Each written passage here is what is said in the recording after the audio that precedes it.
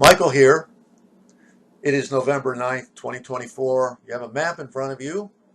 Ending the epidemic, EHE, ending HIV epidemic phase 1 jurisdictions. EHE is an initiative. Now that word should tell you all you need to know. You got a lot of stakeholders coming in with a lot of cash, okay? And government agencies like,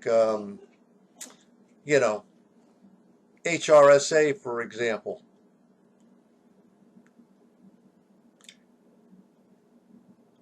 CDC, and of course we have the topic of my last video. You have private groups that are helping with the finance and supporting programs here with financing and technical expertise. That was my last video. So looking at this map, it clearly looks like the Bible Belt, except it doesn't include Tennessee. When you look at this map here, the highest incidence is South and Georgia, but yet we don't see many of these areas targeted.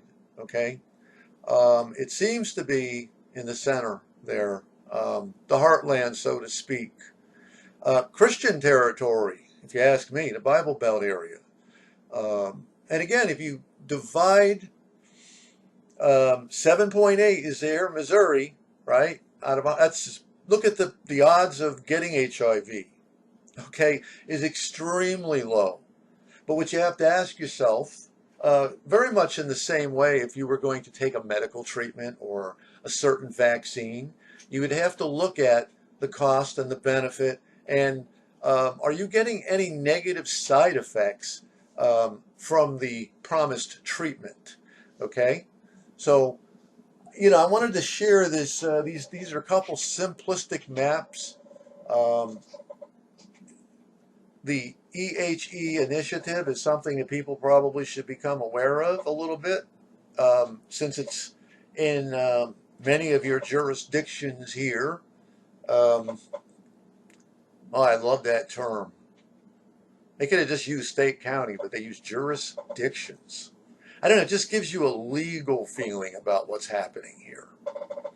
And I hate to say it, it is. It's going to get to that point where all of you are going to be subjected to a legal process of some sort. It won't be American, I'm going to tell you that.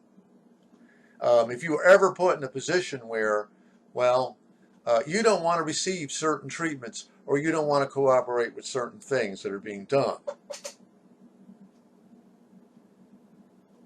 Now, the reason, in my opinion, that they picked these areas, the orange ones, has to do with, well, maybe they feel like they're going to get the most resistance in these areas.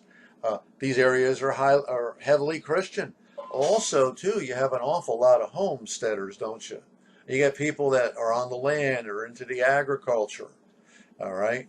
So, I mean, how are you going to penetrate areas like that? I mean, you've got to come in with, oh, we care, and, oh, there's an underserved population. We want to make sure you all have access to behavioral health care and medical care. And, we understand the burdens and all that. We need this, the whole thing. It sounds all good. There's no one running around spreading HIV.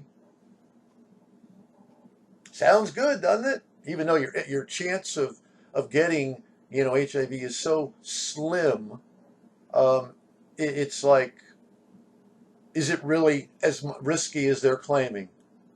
So you as a group are really easy to manipulate because there's a lot of judgment involved, there's a lot of stigma, there's a lot of not understanding, I guess to a degree, what I've just kind of talked about